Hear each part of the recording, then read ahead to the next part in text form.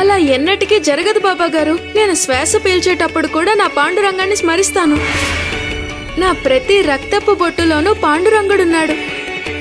మీరు నన్ను ఖండాలుగా నరికిన ఆ ముక్కలు కూడా నా స్నేహితుడు పాండురంగన్నే స్మరిస్తాయి. నేను, నా పాండురంగడు, మేమిద్దరం వేరువేరు కాదు.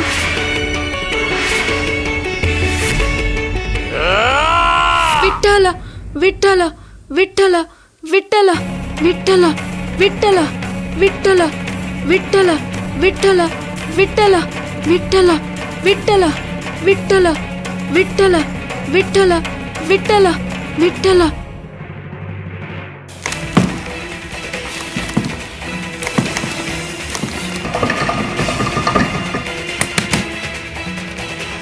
అరే ఎవరు చేశారు ఈ పని? తలుపు తెరవండి. అరే తలుపు తెరవండి. తలుపు తెరవండి. ఓ నాయనో, ఇప్పుడు నేనేం చేయాలి? తలుపు తెరవాలా వద్దా? మనోరమా, ఏ మనోరమా, ఎవరైనా ఉన్నారా లేదా? చూద్దాం. ఏమండి, ఎక్కడికి బయలుదేరారు? అన్నయ్య, ప్రాణం పోగొట్టుకోవాలనుందా? అక్క ఏం చెప్పిందో పూర్తిగా మర్చిపోయారా?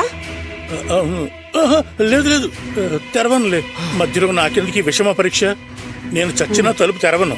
అన్నయ్య మీద జాలి పడితే ఆవిడ నా పేక పట్టుకుంటుంది. ఆ గది ఛాయలకు కూడా వెళ్ళను. గజా, యమునా, అరే ఎవరైనా ఉన్నారా లేదా? అరే ఏం చేస్తున్నారు? తలుపు తెరవండి. అన్నయ్య, నువ్వు ప్రశాంతంగా విఠల భజన చేసుకో. అన్నయ్య దయచేసి నన్ను పిలవకు. నీ తెరవనా? పదండి. అరే ఎన్నిసార్లు పిలవాలి మిమ్మల్ని? తలుపు తెరవండి. తెరవండి తలుపు.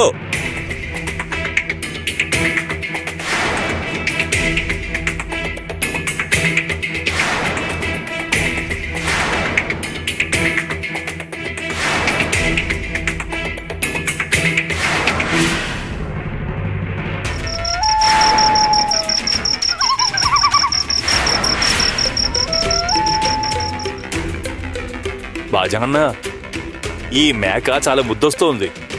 వండుకొని తింటే. నువ్వు సరిగ్గా కాపలా కాయకపోతే వాళ్ళు బయటికి వెళ్తారు. ఆ తరువాత గొడ్డలి నీ మెడ మీద పడుతుంది. ఈ మేక సంగతి రేపు సక్కు చనిపోయాక చూద్దాం. దుర్మార్గుల్లారా, చూస్తున్నాడు పాండురంగడు మేఘాల్లోంచి అంతా చూస్తూనే ఉన్నాడు. బాబాగారు అమాయకుల్ని ఇప్పుడు ఎంతగా వేధిస్తున్నారో అంతకు రెట్టింపు నరకం ఆయన అనుభవించి తీరుతాడు.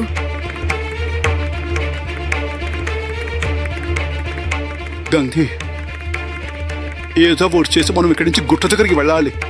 మనం ఇక్కడే ఉంటే సక్కుని ఎలా కాపాడుతాం? ఆలస్యం అవుతోంది.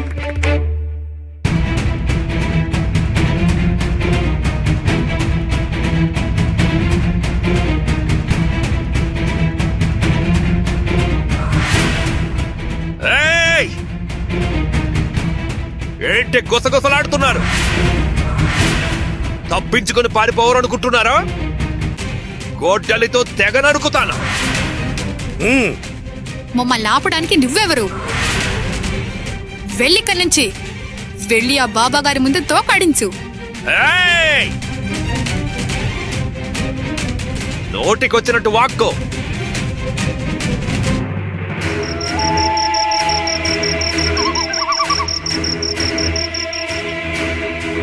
పడుకోరా శంభు బాబు, ఎందుకు అల్లరి చేస్తున్నావు? ఏమిటి, ఏమైంది? వీడింకా పడుకోలేదా? కడుపు నిండుగానే ఉందిగా. శంభుబాబు, నిద్ర రావట్లేదా నాన్న? ఏం లేదమ్మా, వీడికి మొండితనం ఎక్కువైంది. సకువత్త కావాలట వీడికి. ఈరోజు సకువత్తయ్య కనిపించలేదు కదా, అందుకే ఇలా మారాన్ చేస్తున్నాడు. యమునా, ఈ అలవాటుని ఎలాగైనా సరే పోగొట్టాలి. ఎందుకంటే అది వైకుంఠానికి వెళ్ళిపోతుంది కదా. ఇకపై సక్కు అత్తయ్య లేకుండా వీడు రోజు నిద్రపోవాలి, పాలు తాగాలి. వాడికి చెప్పు, నీ ముద్దులో సక్కు అత్తయ్య ఇక కనపడదు అని. అలాగే చెప్తానమ్మా. అయినా సక్కు ఎంత మొండిది. నువ్వు ఇంకొంచెం కఠినంగా ఉంటుంటే అది దారిలోకి వచ్చేది. నేను కావాలనే ఒత్తిడి చేయలేదు. నా మాట వింటే అది బ్రతికుంటుంది. అది నాకు ఇష్టం లేదు.